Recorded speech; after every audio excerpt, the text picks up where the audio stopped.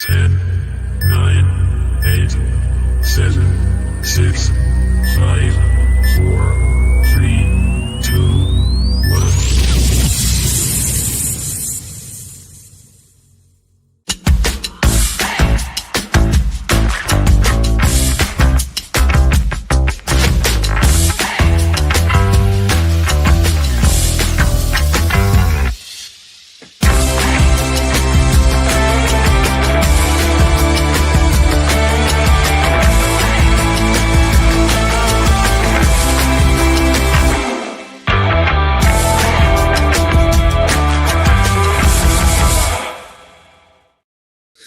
Good evening, everyone. Welcome back to the Oil Brothers. It's been a while. Well, actually, we did one last week on Martin's channel. If you'd like to support Martin's channel, the Mancunian way, the link is in the description below. Please go and subscribe to it. It's absolutely free.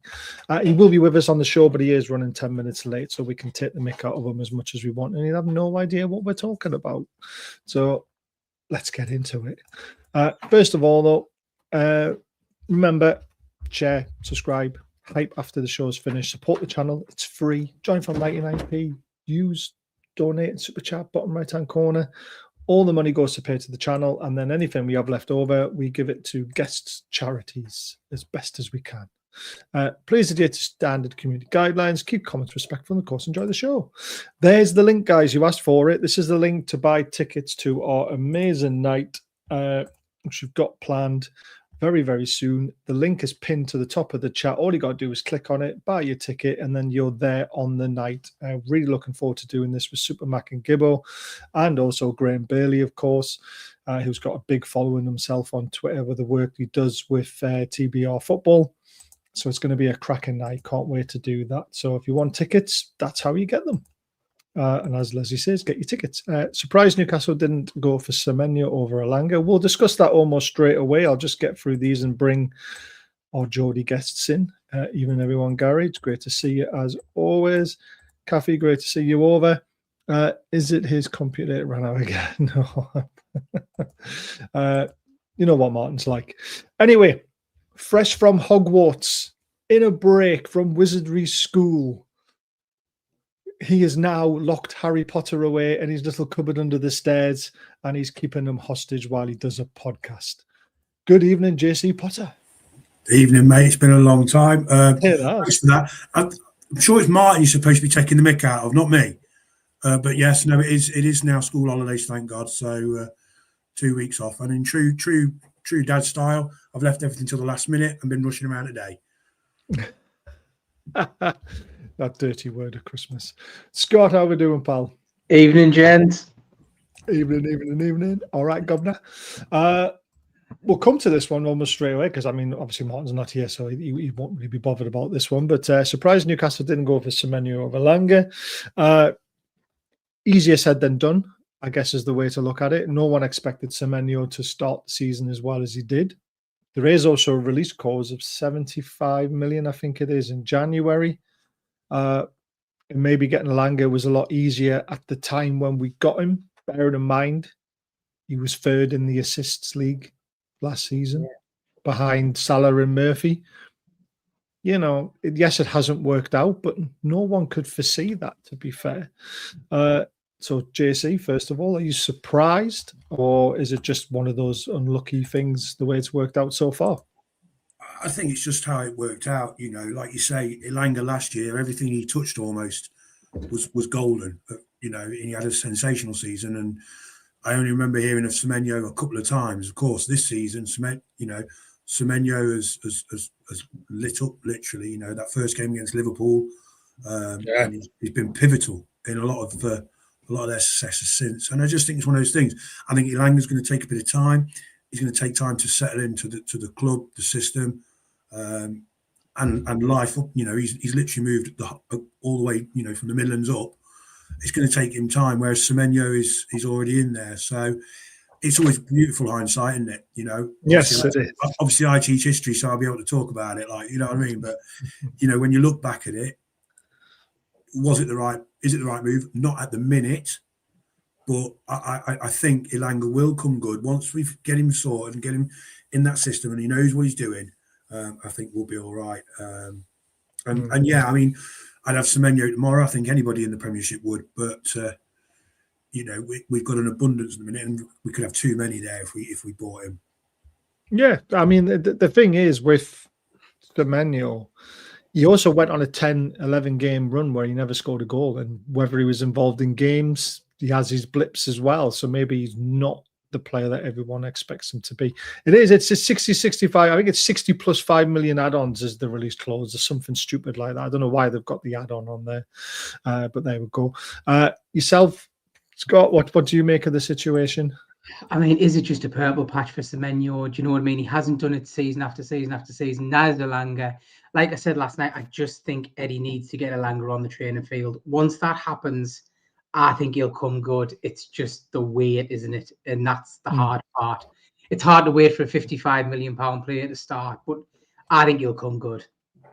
Yeah, I mean, look how long it took Murphy to come good under Eddie Howe. I know obviously he didn't have the price tag or anything like that, but sometimes it takes a while for a player to adapt to Eddie Howe's way of playing. Look how long it took Lewis Hall to get a nailed down position at left back. It took him half a season, didn't it?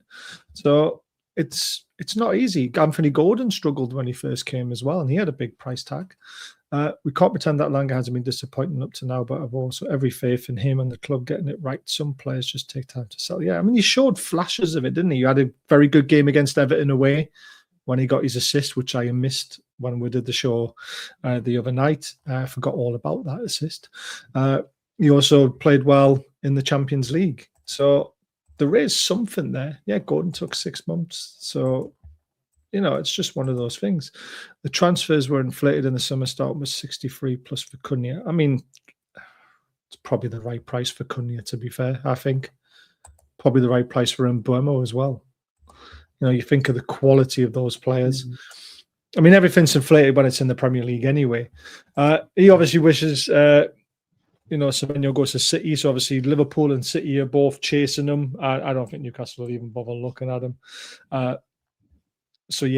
So I expect him to go to one of those big clubs.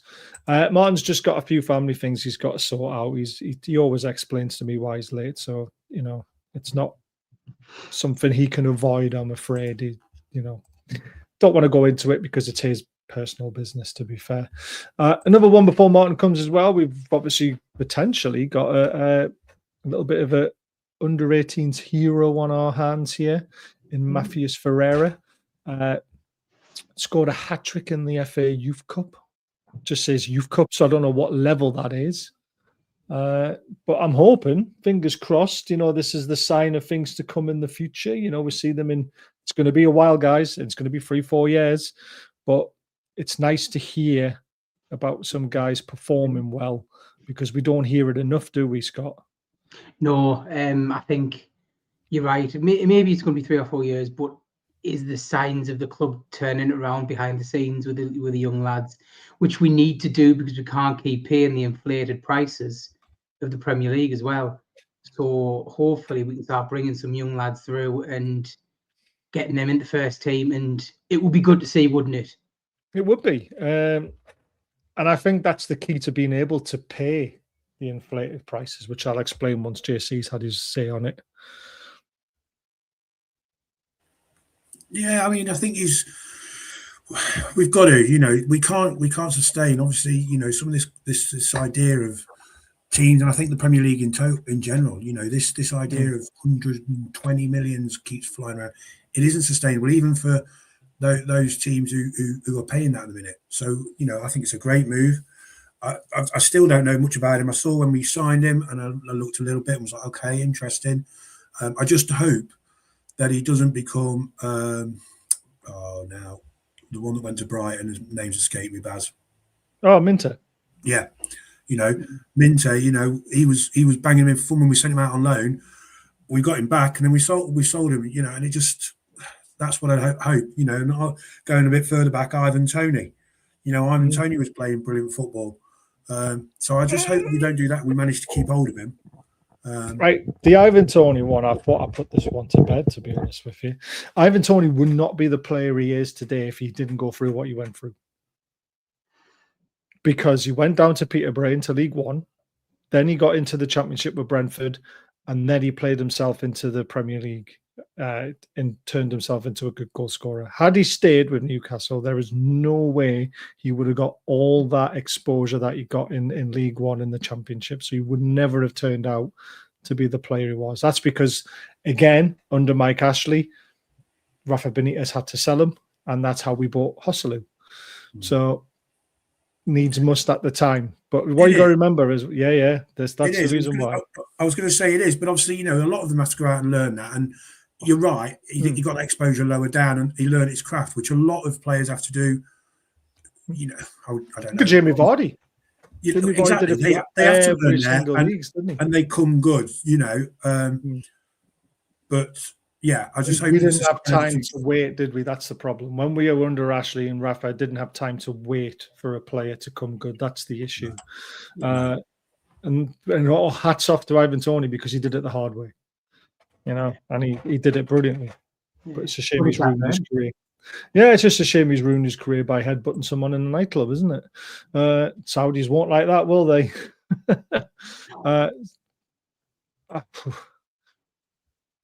He's not coming to Newcastle, Martin. Why we're talking about Semenyo to Newcastle for? We're not.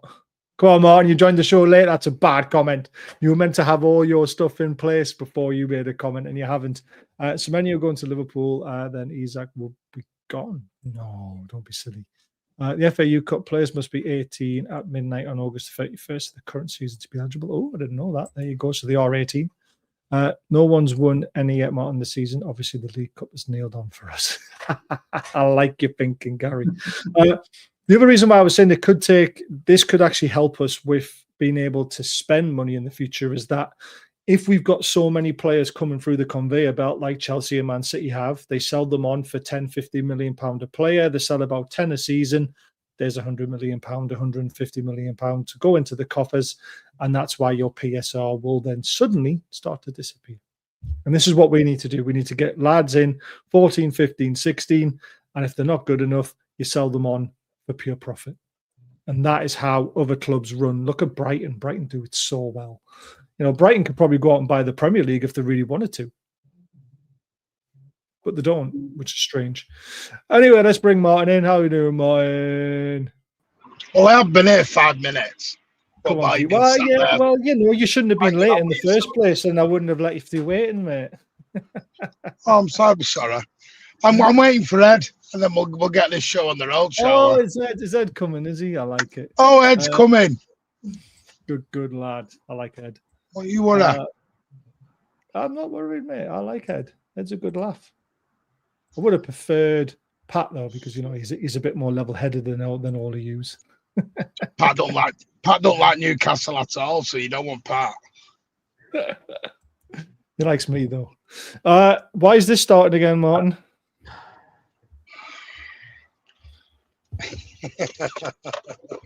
Why are we going down this rabbit hole again, Martin? Pep is an obsessed man. Pep don't give up. Sadly, I wish he would. Give up. I wish he would give up. Yeah, me too. I wish he would give up because I prefer Elliot Anderson, but there's 150,000 Geordies wish he would give up as well. Oh well. Probably more than that as well. I can't believe we're going down this rabbit hole again. Bruno's a lifer, isn't he? But it is the Chronicle, let's face it, and Lee Ryder, who's probably trying to get some Christmas money. So with us, there's a problem with Rodri at the moment. Right. So hence the Elliot Anderson stuff. I've been quite clear. I don't think Rodri will stay. I think Rodri wants to go back to Spain. Yeah. Which is fine. Oh, that's up to him. Family's more important and all that. He's won everything he can at least. So we'll see. At the moment, he's injured anyway. Bruno's not a replacement for Rodri, though. No. They're probably thinking more Bernardo. Because Bernardo's gone in the summer as well. Yeah, because he's more further forward. Where I wouldn't want him though. I told you this 2 years ago. I think he's too old now.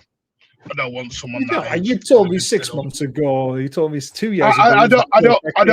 I did say to you, I said, I don't want to revisit this in 2 years. Oh, right. Said Okay. that. Remember, I did say it was a now or never for me.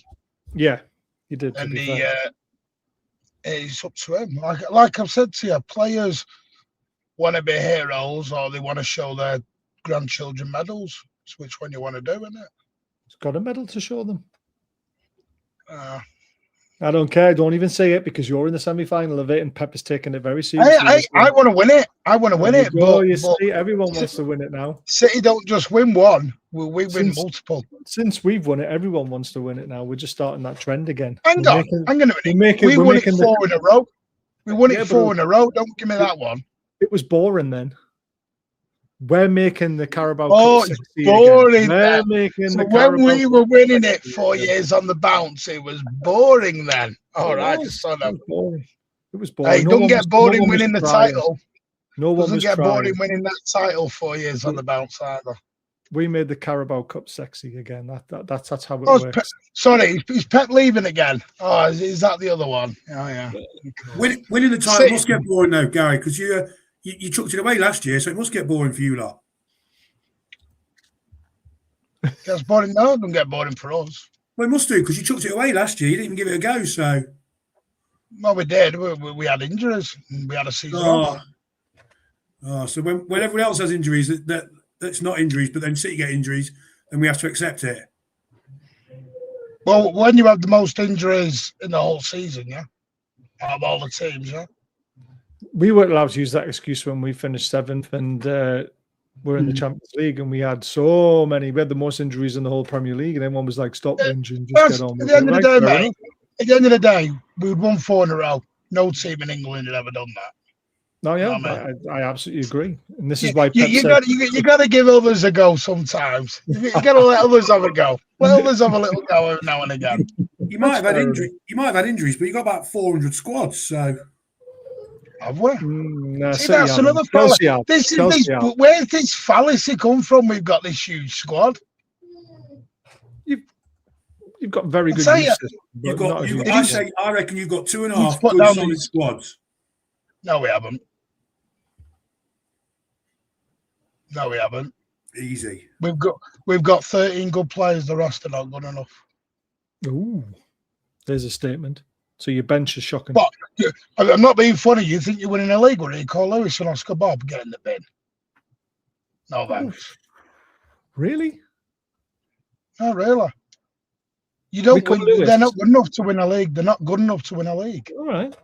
Oh, I thought Rico Lewis was coming on as a player. No, he's gone down as a player. So. That's why we're looking at moving him on. There we go. You have quality number 2s in every position.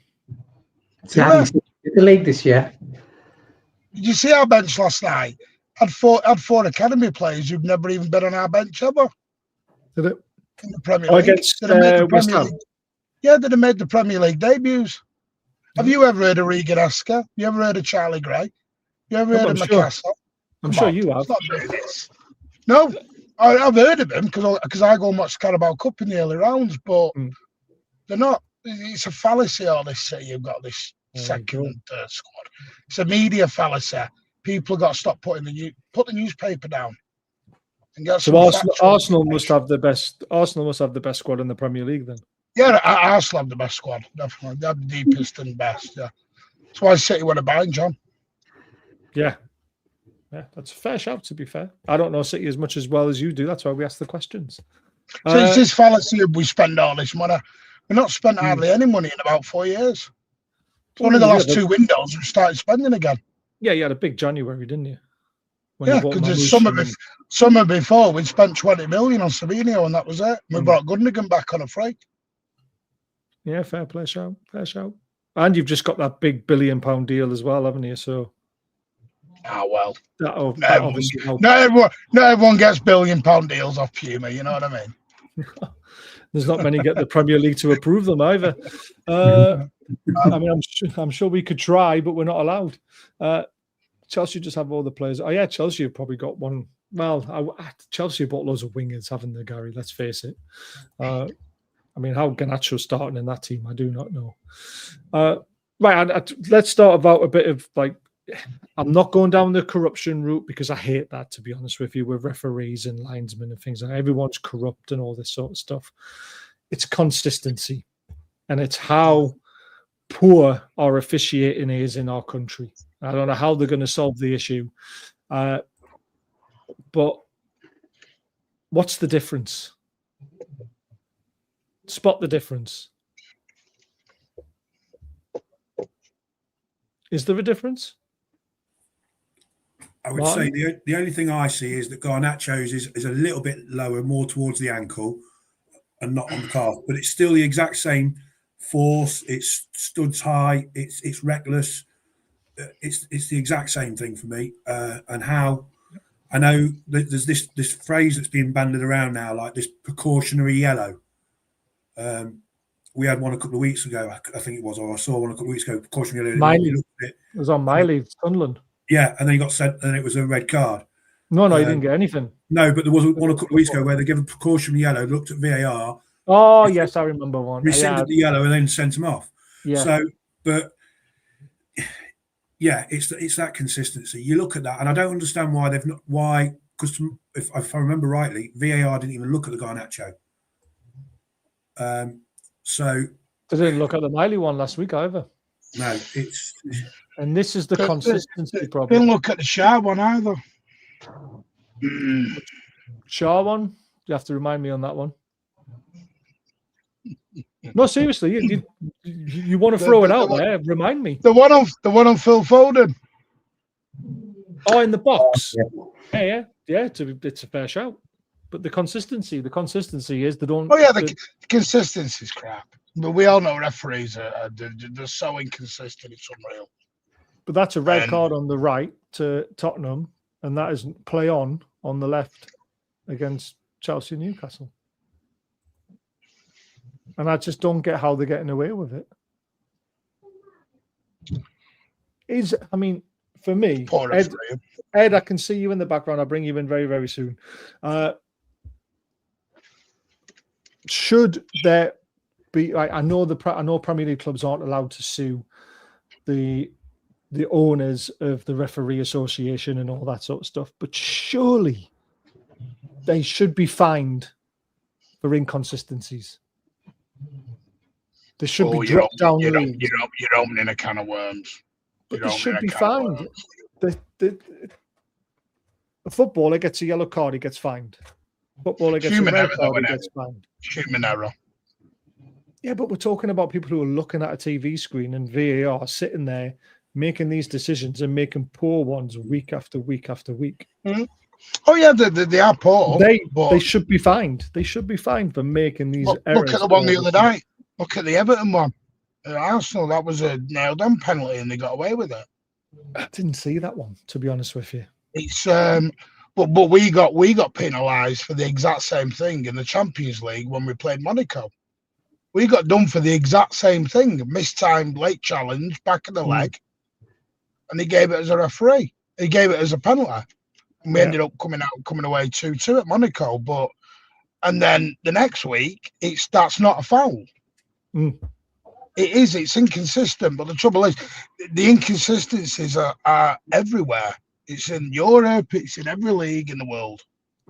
Yeah, well, Europe have different sort of rules as well, don't they? I mean, the handball rule changes in Europe to what it is in the Premier League, and I don't agree with the trouble is there's not enough referees in this country to keep dropping them all down.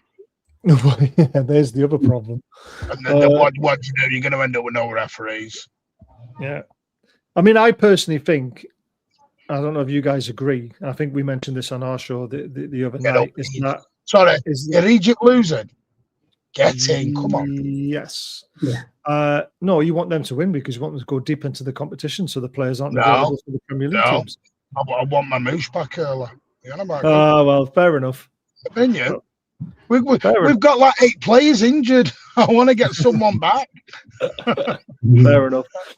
I think there should be an ex-professional footballer in the VAR room, but it shouldn't be from the Premier League or the Championship. I think you've got to go lower down the leagues because they've played rough and tumble football. They know what it's like.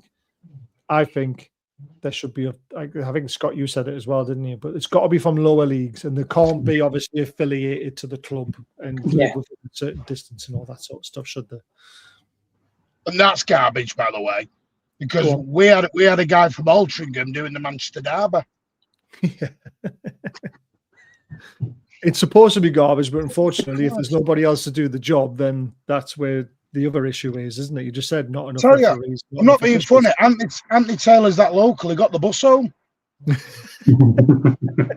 Yeah, but surely if he lives in the area, he's a Man City fan. Because let's face it, there's no one in Manchester supporting Man United. Oh, it's just weird that all his family are season ticket holders at United, apart from him, who's an Altrincham season ticket holder.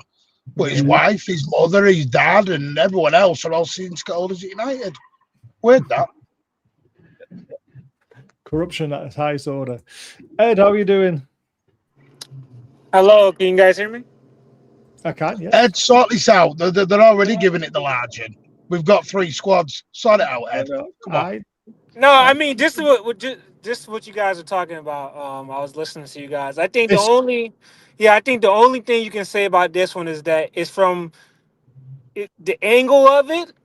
Right. Because I would say with the Simmons ones is straight behind him and straight down his leg, while the other one you can make is at a different angle. Still dangerous, but I think it's blatant. The Simmons ones is just so blatant, It's breaking down the back of his Achilles, Yeah. Oh, it was a definite red straight away as soon as I saw it, the Simmons one. And people were still trying to argue he was trying to get the ball. I was like, come on, guys. He's nowhere near getting the ball. How? Where's he getting the ball from? Exactly. This is people arguing. You can't argue with idiots. But then again, you look at the Garnacho one. He is late. It is still high, and it studs up. So technically, it fits in the same category, doesn't it? Yeah. So it should be a red card. But this is twice in 2 weeks this has happened to us. The same challenge on Miley in the Sunderland game happened. No one even looked at it. Yeah. And then this one, no one even looked at it. And that's why it's frustrating. It's not only just do you guys think it's because also like you guys do have you guys are known for being that physical kind of like living on the edge team too? Do you think that ever goes against you guys a little bit? I think it does, yeah. Yeah. And I think it went against us in the penalty decision against Gordon.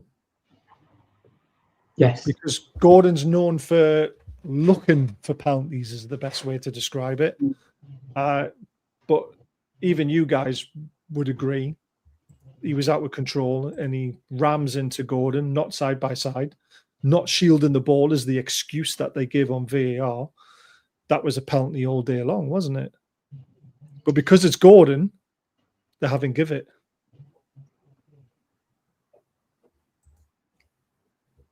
Would you agree? I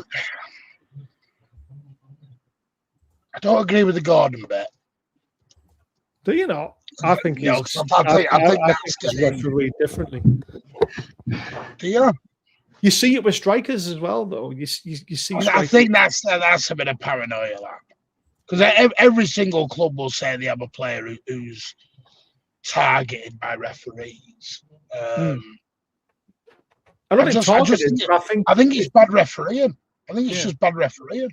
It's not targeted. What I've said this about another incident that was brought up on Twitter, which I completely agree with. Players going down far too easily when they've lost the ball in a dangerous area, and they just fall to the floor and get a free kick. And I've said this needs to be cut out of the game. And I'm also including my own player, Bruno, in this because Bruno is well known for feeling a bit of contact and hitting the deck as quickly as he possibly can to win a free kick when he knows he's put his team in danger. And it's happened. Soft. Players are soft nowadays. I don't think they're soft. They're clever. I think they're clever. Yeah, I don't call it clever. I call it cheating. I don't call it clever. I call it's a form of cheating for me. Well, it is. It's just like diving when you know you're going to get contact. You dive before the contact. See, everyone goes on about Neymar, and this is one of the reasons I've had this conversation with Ed in many City shows why I hate Neymar. Yeah. Because I think he's a diving little sod, and I can't stand it. And the other one is what Harry Kane's very well known for, is when he runs through on goal, he sees the goalkeeper commit himself, so he puts his foot there to get hit. So he initiates the contact and dives over the keeper to get a penalty. I can't stand it. And that is a form of cheating, isn't it? Yeah. I mean, the one thing Pep doesn't allow his players to do that. Sells his players off for doing stuff like that. I mean, that's the one thing we've actually said against Haaland and Foden. They don't go to ground often enough. Yeah. They try and stand up all the time. Yeah, but then you get the other side of it. You ride a challenge and you get hit really hard and you think, just go down. Yeah, and then they get injured. I know, but then they have time to get injured because they're riding out the challenges. Yeah. So, I don't know. Interesting. I don't know. It's a side of the game I'm not keen on. No, I agree. Shalaba played the man shielding his. Yeah, and I'm not a big fan of Jay Bufroyd, but he did actually explain it very well on Sky about with the referee how shielding the ball is getting yourself in between the ball and the man and holding him off to watch the ball roll out for a goal kick. This was Shalaba coming from about 6 yards away and just ramming through Gordon, not even making an attempt to play the ball, not even looking at it, and it's a clear penalty. And we've been robbed. We really were robbed. It was a great game as well, spoilt by VAR and some poor decisions. Because we score that penalty, it's 3-1, it's game over. Or Chelsea come out looking to try and get 2 goals back, and we counter-attack on them and make it worse. Or they could have come back to 3-3. We'll never know. But we were robbed that day, and that's so frustrating because we were in a good position, and it feels like we've thrown it away, but we haven't. I just think we've been poorly treated in that game, which it's a shame. Anyway, let's talk about the table because I think the table is very interesting now. It's starting. Yes, let's talk about the table, shall we? It's starting to take shape now. So this is the top of the table. So Arsenal, City, fighting it out. I've also said Villa are in a title race now. They are 100% in this race. If they can get through to January, still within touch and distance, if 2-3 points, Villa are massively in the title race. And they were, you could say, a little bit lucky against Man United yesterday, but they created enough chances to win the game. And they also have a match winner in their team, in Morgan Rogers. I think he is absolutely superb, and he should be playing in front of Bellingham in the World Cup team. I just think he offers something different. He's not afraid to shoot from distance. He's scoring highlight reel goals all season. I am very, very impressed with Unai Emery and what he's done with Villa with not having much money to spend. JC, anything else you want to add to Villa? Do you think they're in a title race? Yeah, I mean, I watched it yesterday, sort of at the pub. Obviously, with it being birthday, I was a little bit sort of squiffy, but it was really good game to watch, and I thought they were. I actually thought United played better for us for a lot of it, but Villa just were. I don't know what they've done. Like you say, Unai Emery's done something there, and he's got what is really. I mean, let's be fair. Apart from probably 4 or 5 players, a pretty average squad. To be working really, really soundly. So, like you say, keep up there. I mean, I don't know who they've got. Let me just have a quick check who they've got on Saturday. But if they can stay there around there, the tough part's going to become this late part of December into January when we start getting FA Cup in there and all that. That's when it's going to start being testing for them. But could you potentially see Villa just saying, sod the FA Cup, let's play the youth team and let's concentrate on the league? Absolutely. They're doing exactly what Forest did. They're away to Chelsea on Saturday, 5:30 kickoff. So they're doing exactly what Forest did. And Leicester a few years back, they're gutsy, they're giving it a go. And yeah, I think if, the FA Cup's on the 4th and 5th of January, I think. Like that, 10th. No, it's not, it's the 10th. Not 12th for us, isn't it? 10th, 12th, that area, yeah. If they're, that's 3 weeks away. If they're still knocking about there, I can quite honestly see them saying, right, look, we're going for this all in. Because it's Arsenal, City, yes, Arsenal have got the squad. City have got, despite what Martin says, they've got a decent subs bench still, better than Villa's, that they can fall back on. So they're going to have to give it all because obviously Europe's going to kick in for us all as well. Scott, any other surprises up there apart from the dark side? I mean, No, I think it is starting to take shape, isn't it? I still think City win the league, mind. I've got this feeling they've just got the nous to, they just know how to do it. They'll go on this run and that'll be it. And to be fair, I'd love to see City win it because I can't stand Arsenal. And if Villa win it, oh, we'll never hear the frigging end of it because we should have had Emery and, no. Emery bottled the job at Newcastle. Yeah, I want City to go and win the title. Isn't it about here where City usually from roughly here on in, don't they? They kick in and they go. I don't know. City might do. I just think Arsenal look different this season. I know they always bottle it. We've had that for the last few seasons. But there's just something about Arsenal this season. They do look different to what they have previously. Yeah. Martin, the reason why I say the league's starting to take its shape now is Everton have dropped out of that top 5 reckoning. Palace are also dropping out of it. Man United are now back up there a little bit. The usual suspects are in the top 5. Villa, I expected them to have a good season. The only surprise team still in the hunt is Sunderland for the top 5, and I hate to say it, but they deserve to be there. Well, I think they'll be out of it come New Year's Day when we go up there and we slap them again.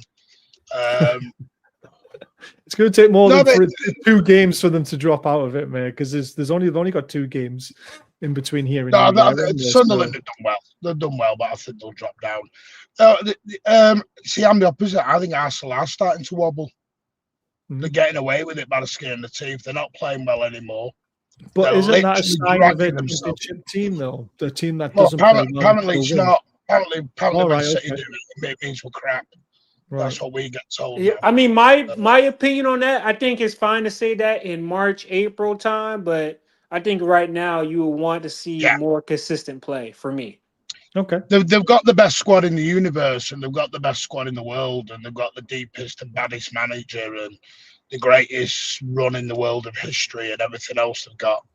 They've got world-class players. One-line drama like that, do they? No. This is what I get off a lot of Arsenal fans on shows, Baz. That's what I've been told all season. And Ed will confirm that as well. My God, you think they were the greatest Premier League team in history, the way they've been going on the last few weeks. But no, I do generally think they're starting to wobble. City are starting. The thing with City, we're 7 wins on the bounce, and we're not even in third gear yet. Yeah. And that's the scary situation. This is normally when we're scoring goals all over the gaff. And this is with an 11 with not many changes in. This is why we need to make signings in Jan, because I know people think we've got this bench. We really haven't. Our bench is, we're trying to sell 5 of these bench players because they're not good enough. And that's just the reality of it. The drop off from the first 11 to the bench is like a chasm. Yeah, it just is. And it's a shame because some of these lads are really wanting to make it, but they're just not ready to come in and fight for a title right now. And the problem is, City haven't got time to wait for these lads to come on and come good. But we are in a win now situation, especially after last season. Pep's got 18 months. Hopefully he does re-sign. I don't believe all the crap Ornstein come out with. That was just click. That was perfect time, and it always is. If you notice, when City start doing well, the 1-1-5 and the Pep's going to leave, all these rumours start appearing from everywhere. But before that, you'd never heard of them. They go quiet for 6 months. It's very convenient. But no, I just feel Cherky, Foden are on absolute fire at the minute between the two of them. Haaland's just Haaland. The guy's a machine. Until he plays. We'll see. We've been saying it for 3 years, man. He scored 1 goal. Just admit it. Hey, but Baz, this is why we have a squad, right? Because when he doesn't score, you got Foden not scoring. No, I agree. All I'm saying to you is just let me have this one. Haaland is shit against Newcastle. He's got more goals than Ronaldo has in the same game time. What we're doing here? Come on. We've got to start giving Haaland a little bit. I'm talking about Newcastle at the Etihad and Newcastle at St James's Park. Haaland can't hit a barn door. Yeah, that's because everyone else hits the barn door. What do you mean you got On beat the back 2-1 of the in the net. most recent? You got beat 2-1 in the most recent game. You needed Haaland at St James's Park, and he never showed up. Which one you on about here? You're One about when the we early just- run in the season.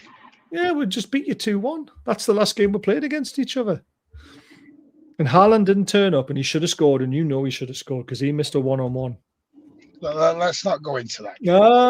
You see, it's so convenient when I've got one over you that you don't want to talk about. How's it went over us? Offside goal. Wait a minute, Offside wait a goal minute, and a wait clear a minute. penalty. Clear See, I penalty love and an we have offside all goal. this chess. We won't Martin, I love we mention have all that. this chess, but if we look at the table right now, we can't even see Newcastle. Pull up that table again. Yeah, stick the table in. I can't see. Where are you? Where are you? You're not even in the top half. They're going here on when here? I've got them rattled. Martin, Yeah. a serious one, Martin. If Pep, right, if City go on to win and they win the Champions League, do you not think then that, like, I know there's this talk and you say it's all rubbish. Does Pep not think, right, that's it, I've done it, I've done everything, he's completed it, mate, and he goes out then at the end of the season? Maybe, but he's never broke a contract. Well, that's He's never walked out on any club. He's never walked out on a contract early. His contract's until 2027. Right. He's never walked out early on anyone. So- Barcelona, Bayern Munich, never done it. And he's always said he'll never do that. So if he does do it, he's going back on his own word.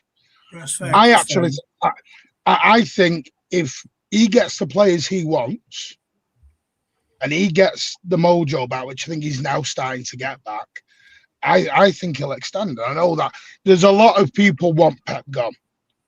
And I get it because Pep's everyone's kryptonite. Everyone's scared of him and they want him gone out of the league, and I get it. You know, it's a bit like the Fergie era. Everyone wanted Fergie gone straight away or Wenger gone straight away. But to me, I don't think there's anyone ready to come in and replace him. That's the bigger question. Is no one's ready. About Chelsea, weren't they? Maresca.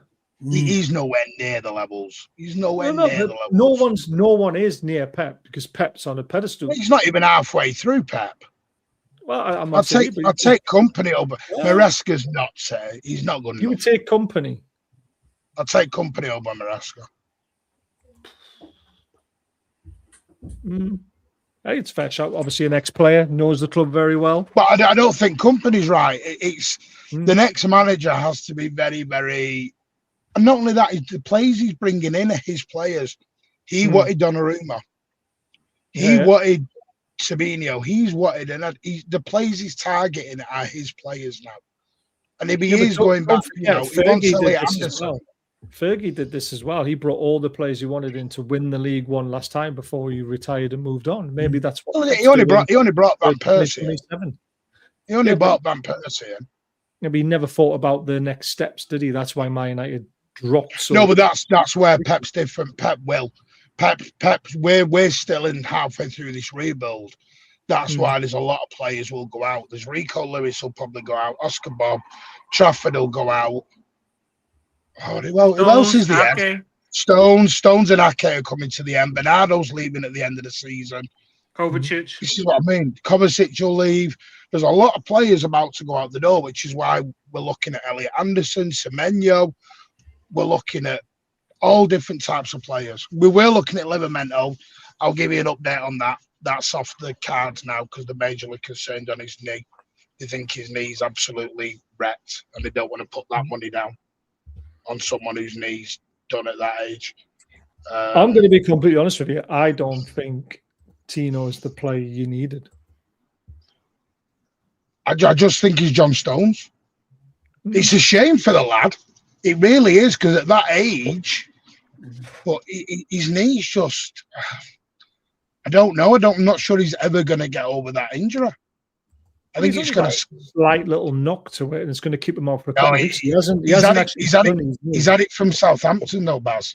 No, he did his cruciate lead ligaments, and that was the problem. But the knock that he got looked like it could have been a hell of a lot worse, and it wasn't. So that's a actually strong position for us to be in because that could have been him out for the rest of the season. And he actually took the challenge well. His knees reacted to it well, and he's only out for a couple of weeks. That could have been a lot worse.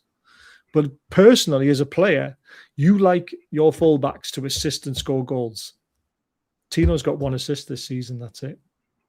For all the good work that Tino does, he doesn't do it in the final third. I love him as a defender, but when he gets into the final third, and I think, oh, well. They're looking at this guy from Feyenoord now, this Giovanni Reed. They're looking at him, and they're looking at the guy from Coventry. There's a few they're looking at. The trouble is, City need a homegrown window. We're going to lose Lewis, like I said, Lewis, Oscar Bob, Ake Stones, Trafford, Grealish will be gone in the summer. That's 6 homegrown players gone. I think Rodri will go. So you can get, say, Elliot Anderson to come in and be the new Rodri. You can get Semenyo to come in and take over the rotational role with Cherka. And we'll just see what happens. It's about building a squad, because when we've been successful in the past, our bench was always relied upon. Yeah, right, we rotate a lot. Yeah. Yeah, you look right now, we're burning our players out. But I mean, you've got loads of players to pick from. If you look at your squad, there's still a lot of talent in there. Kosovic, Reinders, Nianori, Slovenia, Cherky, De Silva, Rodri, Borden. No, but they're 11s. But they're 11s. It's the backups that are the problem, Baz.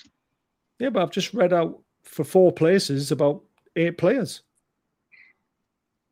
And then but to be honest, Savinho, Kusanov, Gavardio, Kusanov isn't there yet, mate. He's not there yet. But he will be. This is the difference. We haven't got time to wait, though. That's what we've not got 5 years to develop these guys through. Yeah, it's a tricky position we're in, because we want to develop guys and win. And that's a tricky situation to be in, just because you want to give some of these guys that you feel like have a lot of potential to grow and develop, but at the same time, you can't really give them that many game time, because every game matters. Yeah, I mean, Baz, right back. Well, he's right back at the midfielder, but he's not good enough. Right. Okay. I mean, you just got me. You look at the goalies. You've got Trafford, who's probably going to go. Donnarumma. Ortega's going. So left with Donnarumma and Bettinelli. So you're going to have to need a backup goalie. Then your defenders, Ain't Nora. At the moment, we're playing a midfielder at left wing back, in O'Reilly. So Ain't Nori's yet. He's coming up as a player, though. O'Reilly's looking very good. O'Reilly for me is on for player of the season, young player of the season, without a shadow of a doubt. The guy's on fire at the minute. And it's like I said, the scary thing is he's not even a defender. He's a midfielder. He's an attacking midfielder as well. He's not even a defensive midfielder. But you've got Gavardio and Diaz are our 2 main centre backs. Then after that, Kushanov's not ready yet, because he's a bull in a china shop. Very good guy. I think he's going to be a superb player. Ake and Stones are both going.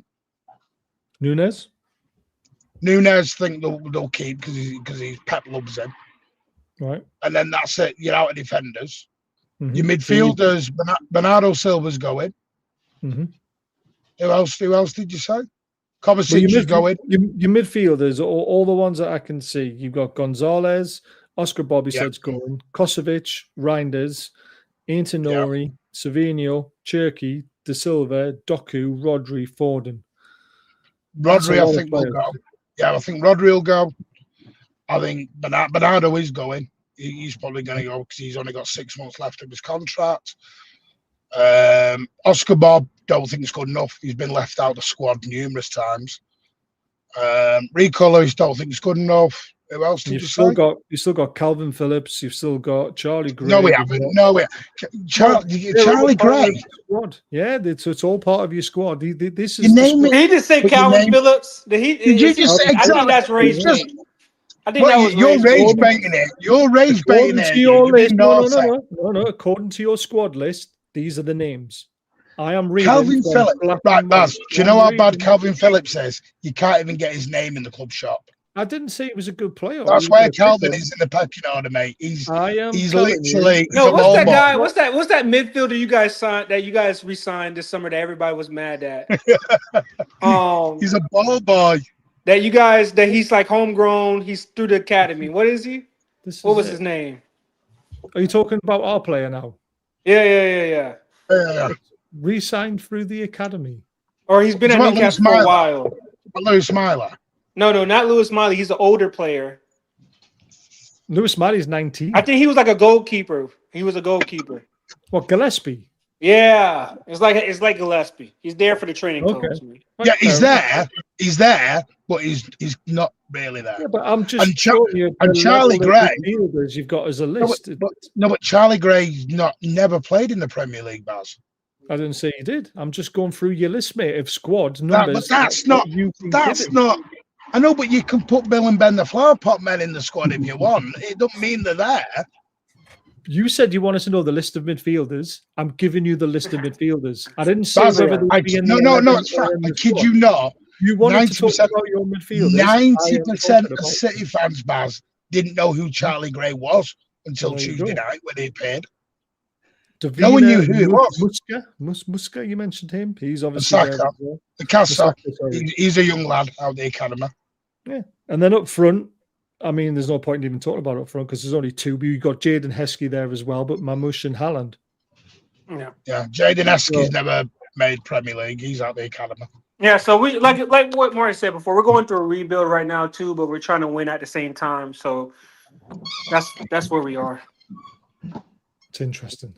Right, let's look at the bottom league of the table. This is where Yeah, pull that up. Hey, There we are. There they are. We're not even that far behind fifth. One point I had a ahead party, of but there you Spurs. 1 point ahead of Spurs, man. Jeez. We found him. Funny. But this is why Wait, Baz, didn't you tell me how many games was Howe supposed to get to keep his job? Didn't you tell me? the whole season. No. I said the next few games, how many points does Howe need to keep his job? And you said 9 out of 9, if I remember correctly. No. You said how many points would we get? I said we'll get 9 out of 9, and I was wrong. Oh, okay. I didn't say how to keep his job. Okay. Eddie Howe's got the full season. Okay. It's as simple as that. And there's no way we're going to sack Eddie Howe unless there's an absolute baller going to come in behind him and they'll be ready for him to have a transfer window. It's not going to happen. Eddie Howe has got a lot of credit in the bank. And we played really well against Chelsea and should have beat them. So, Yeah, it was a good game. It was a good game. It was a great game. But the league is starting sort of to take probably the right look almost, apart from we should be a little bit higher up. Sunderland probably should be where we are, but that's just by the by. JC, it's a big scrap at the bottom there. Like for the last spot, for the A-team spot. I think Burnley and Wolves are gone. It's between West Ham, Forest, Leeds. I mean, Fulham are still in the conversation. Fulham are winning. 0-0. No, they're winning now. Well, they're winning now. Well, it was 0-0 the last time I saw it. I mean, Wolves are set to be that. They're set to beat Derby. They're going down, obviously. Well, if Fulham are beating Forest, that puts Forest right in the mix. Yeah, I think you're right with Burnley as well. My best mate's a West Ham fan, so I hope not. But I just can't see. I can't see how they're gonna get out of it. I mean, I only watched the highlights against City on Saturday, and they were trash. To be fair, not that City were, and I'm not saying that obviously because it was City here, but City were like I think Martin said it earlier, not even out of third gear. It was like a training match almost. But Leeds again up there. So yeah, Burnley are gone, Wolves are gone. I think West Ham probably are. That 5-point gap there. Yes, Forest losing brings them into it. That's still 5 points. When you're at the bottom, 5 points is a lot of points to make up. It is. And you might as well call it 6 because there's like 8 goals between Forest and West Ham. So that becomes an extra point there, doesn't it? So yeah, absolutely. I mean, Scott, looking at the bottom, do you see anyone who do you see going down? Obviously, Wolves, Burnley. Who was the other one? Wolves gone, Burnley gone, and I think West Ham this season. I think. Wow. That's it. I mean, I've just got this feeling. Callum Wilson and Joe Bowen. They've been awful. I mean, we made them look fantastic, but We did. I think West Ham will go this year. Do you know what it is? I always thought Everton would go at some point, but they look like they've turned it round. I think it's going to be West Ham. Ooh, good shout. Do you know what it is? It would be very fitting, Martin, if it was Forest, though, wouldn't it? After the way their chairman is acted. Yeah. By the way, we're having banter, people. Don't anyone get triggered in the comments. Yeah, and West Ham. I mean, is this karma for how they treated David Moyes? Yes. I mean, what an absolute disgrace that was. Because if you look at where Everton are and what they're doing this season, I mean, to be honest with you, some managers are made for some clubs, aren't they? And David Moyes was made for Everton. David Moyes is like, do you remember Howard Kendall with Everton? Yes. He's just like their Howard Kendall in this day and age. He's just, they're like a hand and a glove. They just go together. Yeah. They just love each other. You can, and it's nice to see, listen, I do rate Moyes. Do I think Moyes is good enough to manage at the top level? No. I think you saw that. No, that was silly. No, because he had a great time at Everton. I don't think Everton would have got into the mess that they got in with him there, by the way. Yeah, I don't think he would allow them to have get into that financial mess. Do you not think though, Martin? Like you said about the Old Trafford and that, if he'd have been given the right amount of time, because it shows he had loads of time at Everton, and the first spell they were up there, they were challenging 6, 7, 8 that area. If he'd have had lots, obviously coming in, it was the poison chalice straight after Fergie. If he'd had the time, would United have been where the crap they've gone through? No, because United's board's a mess. United behind the scenes are a mess, and they've never improved. They've never improved behind the scenes, and I think you just said it. I think taking on this is my worry after Pep. Yeah, I was going to mention that. You don't want to be the guy after the guy. You want to be the guy afterwards, because all you're going to do is compare the new guy to Pep or to Fergie. Because you'll go, well, Pep did this and Pep did that. And we do it now with players. And Ed will tell you this, we're already comparing Cherky to KDB. He's been here 4 months. I'm like, calm down a bit. Kushtinov's getting compared to Company. I'm like, what are we doing? Everyone wants everyone to be your former great, because, and I think if you compare them to your greats, you're going to end up with disappointment, because you can never compare your great. It's like, you know, when they say you never meet your heroes in real life, because you'll end up disappointed. Yeah. I think it's a bit like that with players, because you're always chasing what you had in the past. And I think that's the wrong thing to do. I think you should embrace the past. You should honor it, cherish it, respect it. But you got to move on. You've always got to be forward thinking. Yeah. No, I agree. We're doing this sort of with Wissa's, thinking he's going to be the next Andy Cole and all this sort of stuff, when really we should just enjoy what we've got and hope he becomes a goal scorer for us, which it looks like he will. I keep saying this, and I'm sorry for being a broken record, Baz, on this. Nobody enjoys journeys anymore. They want to get to the destination yesterday. Oh, God, yeah. Yeah. Less said about that, the better at the moment. Ed, your surprise third team to go down, who do you think it's going to be? Oh, man. Tough one, isn't it? Because Leeds got a great win against Palace. No one. Yeah, Leeds has actually had some really. I mean, that's the thing about that striker they have, right? When he's fit, he's actually competent. Calvert-Lewin. Yeah, when he's fit, he's actually, because what club was he at before? I think he's just been. Yeah, I just think injuries is really his main thing, right? I think. Yeah. It was. He was injury prone. Yeah, but when he's fit, he's a goal scorer. Yeah, he's a goal scorer though. I'm actually gonna have. I'm stuck between Forest and West Ham. I think one of them will go down. I just don't, because Forest. I mean, I know they scored a lot because of Spurs, but they struggle to score.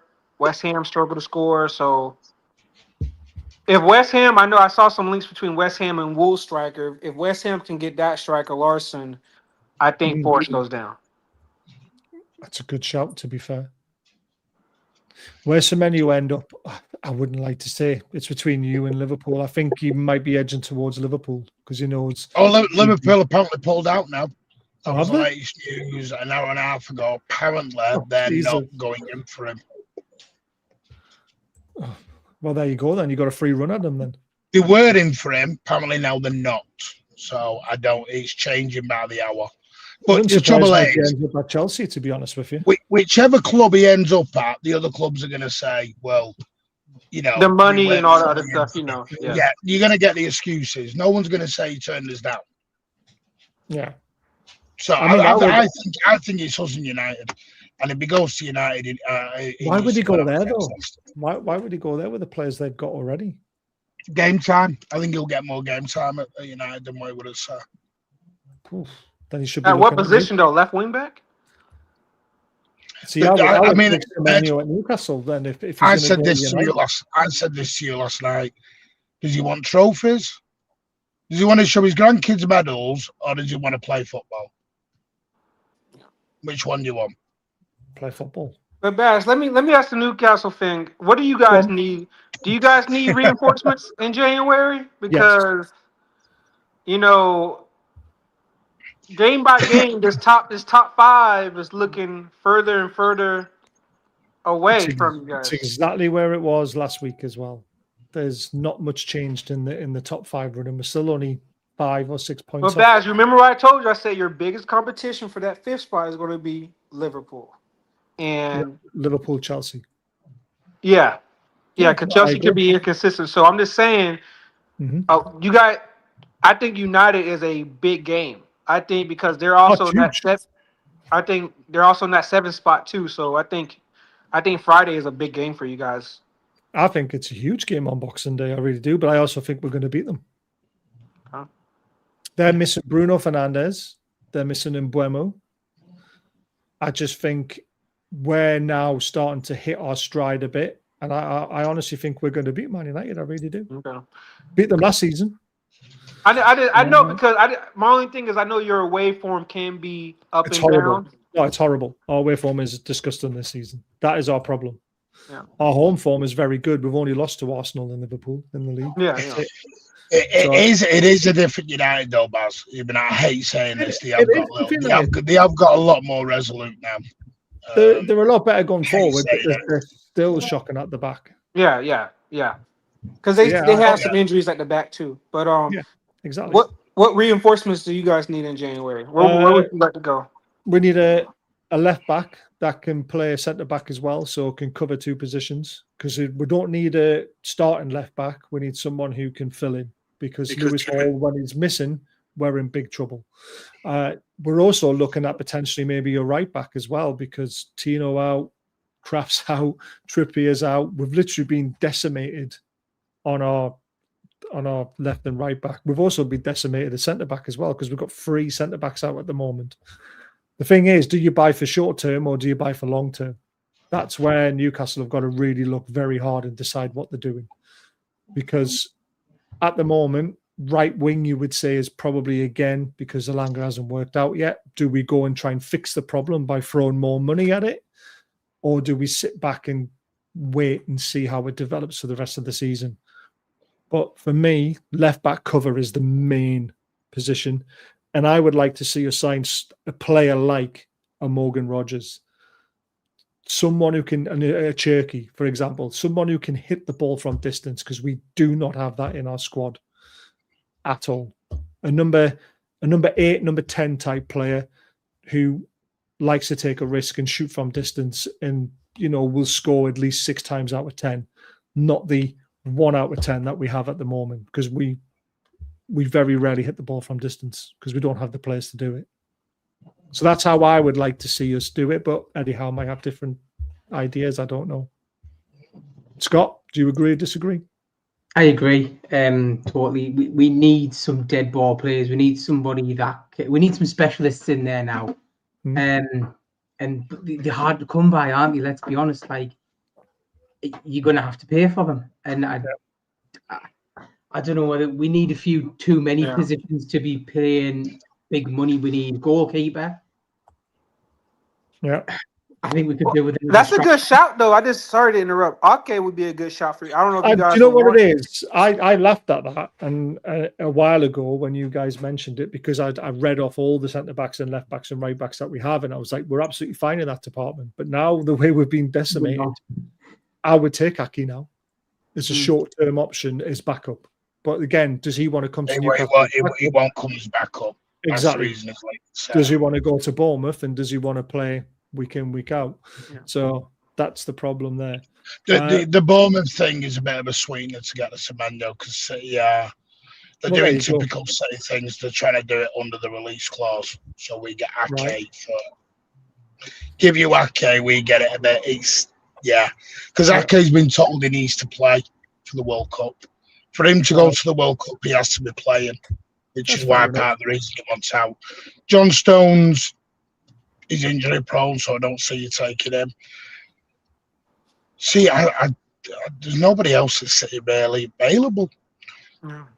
The only two I ever said was But Scott, how much would you want them to spend in the January, Scott? See, this has been a talking point, hasn't it? Do we use the January window to make more signings and then bed them in and go hard next season, or do we wait for the summer window? Personally, I think I'd wait for the summer window because the January window, I hate buying in the January window. Everything's rushed. Everything's not as planned. I like. You're not think the World Cup. That's it. That's what I was about to say. The World Cup think about the way in the summer. So January would be the best time to get players because they probably in this window. And I think that's where we were talking about this Baz the other night. And I think that's where the club are looking, where I think we'll spend most of our money in January and then not as much in the summer window. Because let's face it, everybody we signed nearly was signed on the last day of the season, the last day of the window. So that hasn't helped us one bit. Get them in January, bed them in, and then go hard next season. Yeah. But who are you going to get? Who are you going to get in Jan? Because are you buying squad players? Or are you buying first teamers to improve your first team? I mean, because I don't know if you guys remember. I think you guys were linked to a midfielder at Inter Milan, that David Fertizzi guy, and it seems like he wants out now. We're being linked to so many players. I wouldn't really believe what's in the media, to be honest with you. We're linked with everyone. I honestly don't know who we would go for. I really don't. And it's one of the first windows where I've looked and went, we could actually spend here, but where are we going to spend? I honestly don't know because it's a tough one. It really is. JC, have you got any idea?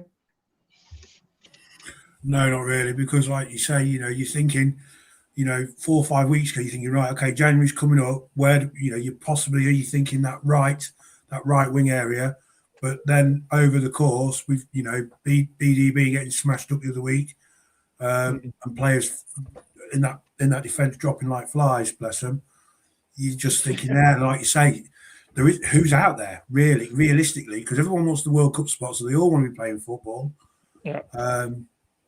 I'm with you. I'd take Ake, but I do think, like Martin says, it'll be used as a sweetener in there, so we're gonna miss out on that. The thing is, would Ake come because of Eddie Howe, though, maybe as well? He might do, and it is somebody. I think somebody put it in the chat. It's still Champions League, so he's still in that shop window as such. Ready for the World Cup, but again, he wouldn't. Tino wouldn't want to be then back up. Ake wouldn't want to be back up. Will be Lewis Hall who we'd be fighting with. Lewis Hall, and also then at that left centre. He's completely different to Lewis Hall. Ake doesn't go up and down anywhere. Yeah. He's just a left back. But we don't have another left back. That's why we're actually considering bringing Matt Target back from Middlesbrough on his loan. Because by the way, he's lost all his pace. The guy runs through treacle now. Well, yeah. I mean, we've been put up with Dan Burn running through treacle at left back for God knows how long, mate. So that makes no difference to us at the end of the day. But it's a tough one. There's someone asked a great question in the comment. I want to come back to this one. Is do you think Eddie Howe would take the England job if he got offered it after the World Cup? So, JC, you first. First of all, I don't think he'd get offered it. Really? I don't think so, no. And I think because it's very much... He's a class manager and he's done brilliant with us, but I still think there's probably another level for him to go at. I think England manager, has got to be somebody who's been pushing for titles a lot more. So No, we've had other English managers who have never pushed for titles. Or look at Sam Allardyce, and I think that's been the problem. McLaren, look at Gareth Southgate. He never pushed for any, and he No, got but into Gareth Southgate- finals and finals, didn't he? Gareth Southgate came through the system. And look at Steve McLaren, the Wally with the brolly. I know he was the boy with the brolly. But I'm just making a point that they don't. No, I know, but I think we've gone a different direction with it now. So I don't think he'd be asked. If he was ever asked, I don't think he'd take it, because I think he's bleeding black and white now. And I think the way that we've taken him to heart, he's, as far as everything I see, look, he loves the city. He's well settled there, so I don't think he ever would. I'm going to throw out a bit of a curveball here, Scott, and I'm going to say, is this an easy way out for PIF to let Eddie Howe go and bring someone that they might think could do a better job than Eddie Howe, and find this is an easy way out of it because Eddie Howe takes the England job? I think Eddie Howe will take the England job at some point. I think the thing is, at the minute, he enjoys the day-to-day running of the football, and people might disagree. I don't think the England job's a full-time job anyway. I think it could be done by somebody at a club anyway. But no, I think Eddie stays with us for 5-6 more seasons, hopefully. I hope so. Don't get me wrong, but I just think, because obviously, Martin, you've alluded to it, Ed, you always allude to it every time we talk. Is Eddie Howe the one to take us to potentially winning a good old Eddie? You don't think he's good enough? So I'm not saying anything. I get in trouble off everyone when I open my mouth on this one. Oh, but it's a good question though. Do you think Eddie Howe would take the England job if he was offered it? Do you think he could turn it down? I'd keep saying I don't think Eddie Howe can take you to the next level. That's not the question though. Would you take the England job if he was asked? Yeah, I think he would. Yeah. Well, I don't think he would. I don't think he would unless he felt like PIF wanted him out. Yeah, this is what I mean. Could this be an easy way? No, but that's what I know. Understand what Bazzy's saying. He's saying that's PIF's way of getting out in a nice way. Yeah, and without upsetting the fans, without having a massive backlash. That's a way of saying golden handshake. Go and enjoy the England job, sort of thing. Who do we I get? hate the idea. Well, again, this isn't for us to decide, but there's plenty of people on Twitter think Zinedine Zidane's the man, and Mancini's the man, and Ancelotti's the man. So we'll leave it to the experts on Twitter who think should be taken over next. Right, there we go. Was Alex Ferguson the man to take Man U to greater heights when he was a game away from losing? Yeah, exactly. It took him winning the FA. That's fine. But like I said, Ferguson didn't do one step forward, two back, one step forward, two back. Once he went forward, he was forward. He went back, and then what did the new director came out and said? He said 2030, right? He said 2030. 2030 he would like to be challenging for the Premier League title, yeah. Which is a very bold statement to make and a very stupid one, if you ask me. But you got to applaud him for being optimistic. That's all he's doing. He's setting. What did they say? Reach for Mars and you'll hit the stars. And if Eddie Howe stayed until 2030, how long would he have been at the club?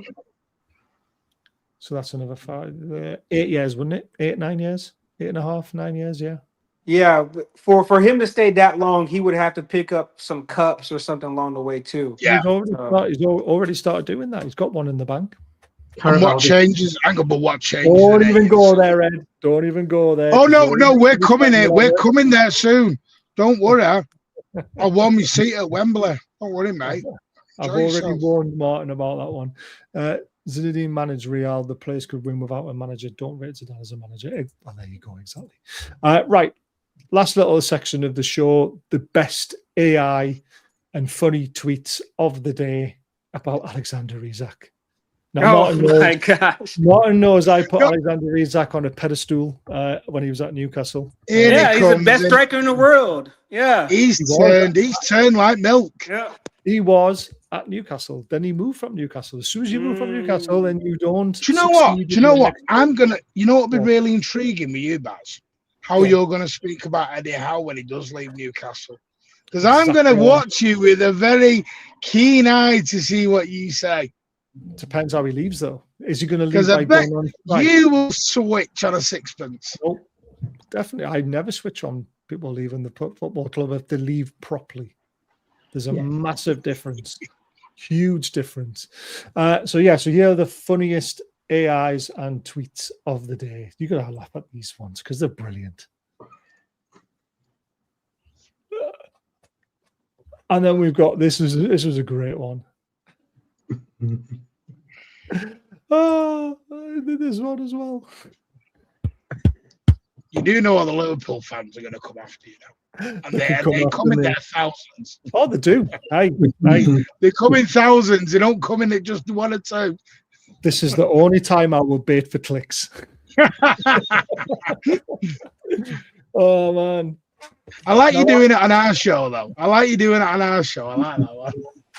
I think that was my favourite one, Baz, that one. This is my favourite one. Now, the reason why I like this one so much is not many of you know this, but my best friend back in, we're talking from...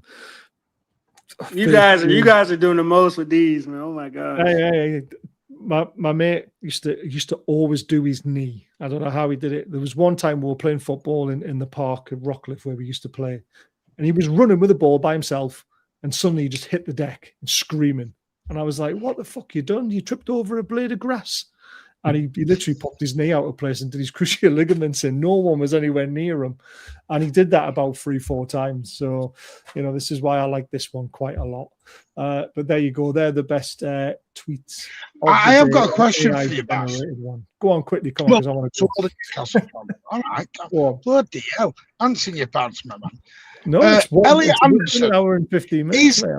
Is Elliot Anderson capable of filling the Rodri role?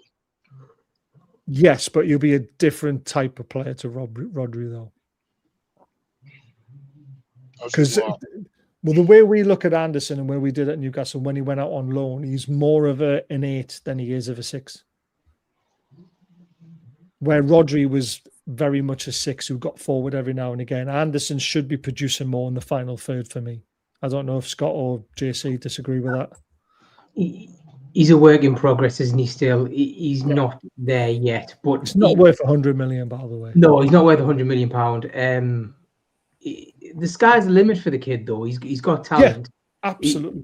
It just hasn't reached the peak of his powers and his potential. And I do think Pep might be the man to do that as well, because he does that with players, doesn't he? Like he does. Wait, Scott, say that again. What does Pep do with players? Say that again.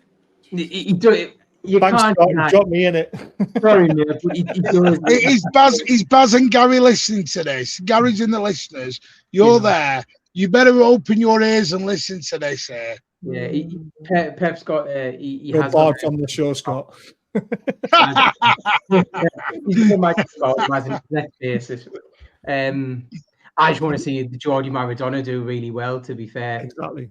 That's what we nicknamed him because of what he did in the final third, especially when he was on loan. I know it was a lower league, but what was it? The game they had to win by 7 or 8 goals or something, and he scored. Did he score 3 or 4 that day? And he scored the winner or something to put them up. Yeah. I don't see that Elliot Anderson in the Premier League yet. I see him as excellent on the ball, very tidy, does a lot of the hard work, but I want to see more of him going forward. And if he does that, that Pep could do. Yeah. I still think Eddie could have done the job as well. Yeah. It's a shame he had to sell him. Eddie was gutted he had to sell him. Yeah. Because it was took out of his hands. Yeah. Exactly. Absolutely. Now, we never blow our own trumpet on this channel ever, and nor does Martin on his channel. But it was nice to get a nice little comment in our comment section about one of our shows that we did recently. Really nice of Ray to say that. And again, just here for a bit of banter and a bit of fun. If you want to get on the train and join us, please hit the subscribe button, the thumbs up button for Martin's channel. It's in the description, virtually right at the very top, the link to his channel as well. So hit that. Well, when are we starting the semi-final banter? It's already started, hasn't it? Oh, by the way, I'm coming up for that. Coming up for the first leg. Oh yeah, I'm trying to get tickets for it, but we'll see. I doubt I will because the ballot's just impossible. Mark, we have plenty of other episodes before that game. Trust me, we will get there. Well, it's only 2.5 weeks away, guys. Yes, it's very close. There's a lot to plan for next year. Very quickly, we've got great sponsors on this channel. Code BAZ20 for 20% off for Die Crow. Link is in the description. They've got loads of Newcastle stuff, but they've got loads of other stuff as well. They're a family-run business, lovely family as well. So try and support them if you can. And don't forget about the multi-award-winning Sparky, who runs the Geordieland Experience. If you want to know about our history and heritage, for any of you Man City's coming up for a couple of days, you're staying over and you want to go on a tour, these are the guys to speak to. And you could even get yourself down to Wallsend, Martin, and buy some memorabilia as well, because Prince Charming does it all. Football memorabilia, sports memorabilia. I'm sure he had a Haaland top in there as well. And then he spat on it, but I didn't. And he's also got loads of other stuff in there as well. Hey man, that shirt will probably see more goals. That shirt will probably see more goals than Walter May will ever see, mate. Oh, here we go. Anyway, we've also got an amazing charity night on again. Baz, sit next to Martin. I see I would sit next to Martin, but I ain't going in the away end. It's too far up. Too many stairs to go up. He doesn't want to sit with 5,500 screaming Manx. You won't get 5,500 tickets, man. 27th of Feb. Cup game. I'm in the middle of things. I'm sorry, go on. You should be. 27th of Feb, we've got an amazing charity night on. No one's getting any fee or any money for doing this. That's Graham Bailey, that's Supermac, that's Gibbo, that's ourselves. Every single penny is going to two amazing charities, which are Gibbo's Azure charity and Graham Bailey's Butterwick Hospice charity. So they're all going to get all the money on the night. We've got about 60, 70 tickets to sell, £15 per person. I'm trying to get Greg's involved to get a steak bake for everybody for free. Link is at the top of the chat. Also, if you click this QR code, just put your camera to the screen. That'll take you to the link as well to buy tickets. And thank you so much to Newcastle Benfield Football Club as well, because they are putting it on for free. Martin, you've been to Newcastle Benfield. It's a nice little non-league club, isn't it? It is. Watched you trying to play football, which was fun. By the way, am I going to get another drunken phone call again on this night? No, because I can't. No, that's a different night. No, pause. Last time you did one of these. No, the last time we did was something like this. No, I got a phone call. No. I'll tell the story. It was Newcastle Benfield's football presentation night that they have once a year, which is always around Easter. And it was on a Thursday night, and that was at the Grand Hotel. And I was very drunk, and I rang Martin and went, Martin, we need to do a show. And this is how this show came about. And then his mate came on telling me how crap Manchester City were and how great Newcastle were. Yeah. And I just went, all right. Well, there you go. I can't remember who you spoke to then. Yeah, but I was very, very drunk that night. Very drunk. It was a good night as well, to be fair. They had Chris Waddle. Someone else. Kenny Wharton. And Roger Thames doing the compare. Let me ask JC a question. JC, would you sell Elanga in the summer if you can get a better winger?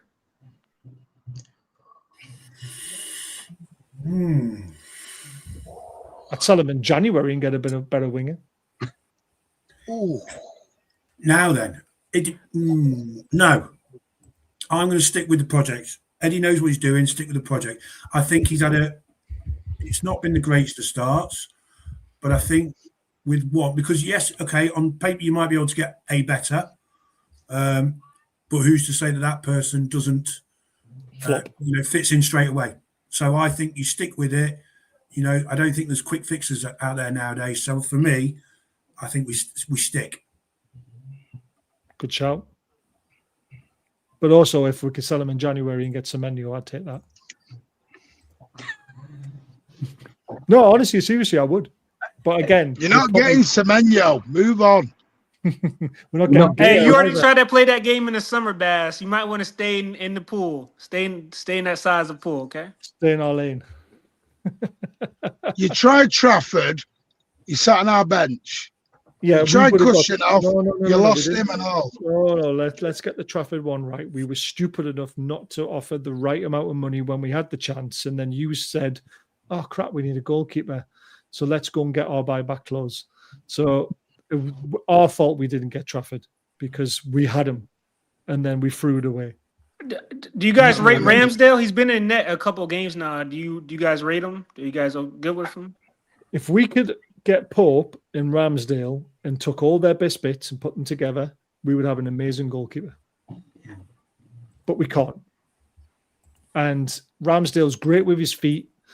You can tell that because you can see the tactics against Chelsea where we're trying to ping the ball into Voltemader's feet and then play off him, which was working very well. Pope can't do that.